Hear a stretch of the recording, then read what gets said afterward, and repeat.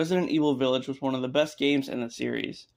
Traveling to the remote snowy village and fighting off werewolves and other creatures, the game quickly became a fan favorite. This opened the door for more DLC to be added on, and we got that in the form of Shadows of Rose.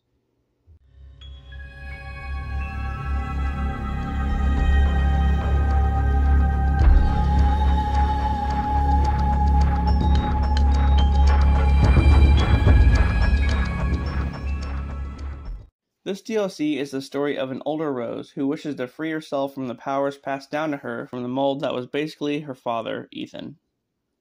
Her friend tells her that there's a crystal that can take her power away, but the only person who knew where it was is Miranda. The Megamycete, the mold from the game, absorbs the consciousness of everyone who comes into contact with it, including hers. So Rose has to go inside the mold's consciousness to find out where the crystal is. This drops you inside the Dimitrescu castle yet again, where you're chased around by Molded. After a bit, you locate the crystal, but things take a weird turn as the floor gets flooded with what appears to be blood, and the Duke shows his true colors as he sets up traps for you. As this is going on, you have to locate 3 masks to open a case containing the crystal, and you're guided along by mysterious gold writing, who is obviously Ethan. At some points, your path is blocked by these red vein-looking things, and Rose can use her power to destroy these flowers, which dries up specific areas of the blood and veins, allowing you to pass through. Eventually, you find yourself in the cellar where you come across what looks like clones of Rose in cloaks, which is just weird. Got a real Alice situation going on here.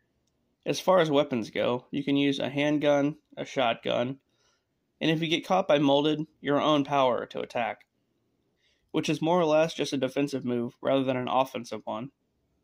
There is a meter on the bottom right that shows you how much power you have left. If the meter runs out, you can find white sage laying around to restore it. So, Rose gets all 3 masks and gets the crystal, but it turns out to be fake. Just another gag from the Duke. He sends you to this dungeon area where you're forced to face off against this crazy looking thing. It's like a dude with a bunch of faces on him, and the faces kind of remind me of that baby slug. So it's pretty creepy. Anyway, you have to shoot this yellow sack on him to kill him.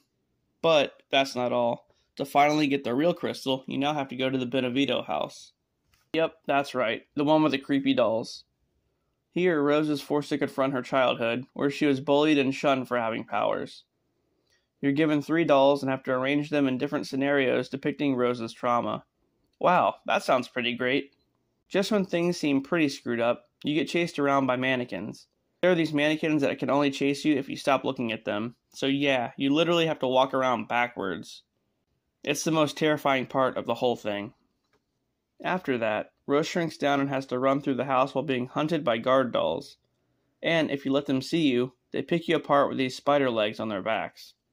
It's pretty crazy. All of a sudden, you find yourself in the Winters house from the beginning of Village.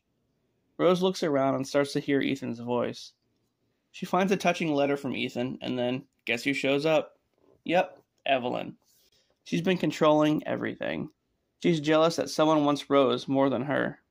But, who is she talking about? Then, you end up in the living room of the Benevito house where you have to fight Evelyn.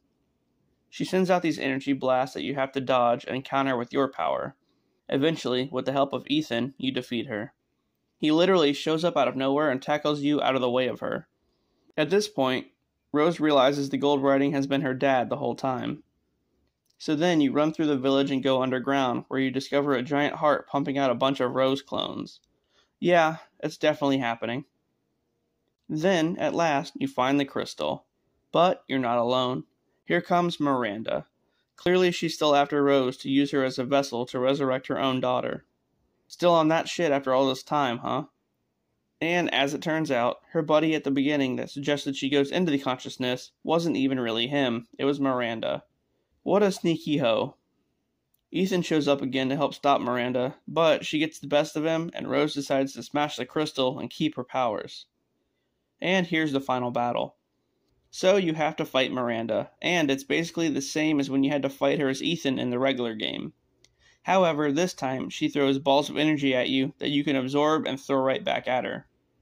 Do this enough times and she'll turn into ash and die. After that, Rose embraces Ethan before going back to reality. Rose wakes up on a bus that takes her to Ethan's grave. which is basically the ending of the actual game, and yeah, that's about it. All in all, it was a great DLC. Really fun to play, especially that damn Benevito house. That shit was bananas. And from what it looks like, this took place before she went to go visit Ethan's grave, obviously. So I don't know what that means. We can say that Rose kept her powers and may be a badass protagonist, possibly in Resident Evil 9. There's all these new characters that have powers now. Rose, Sherry, Jake. Why couldn't Leon have powers? Anyway guys, thanks for watching, and I'll see you later.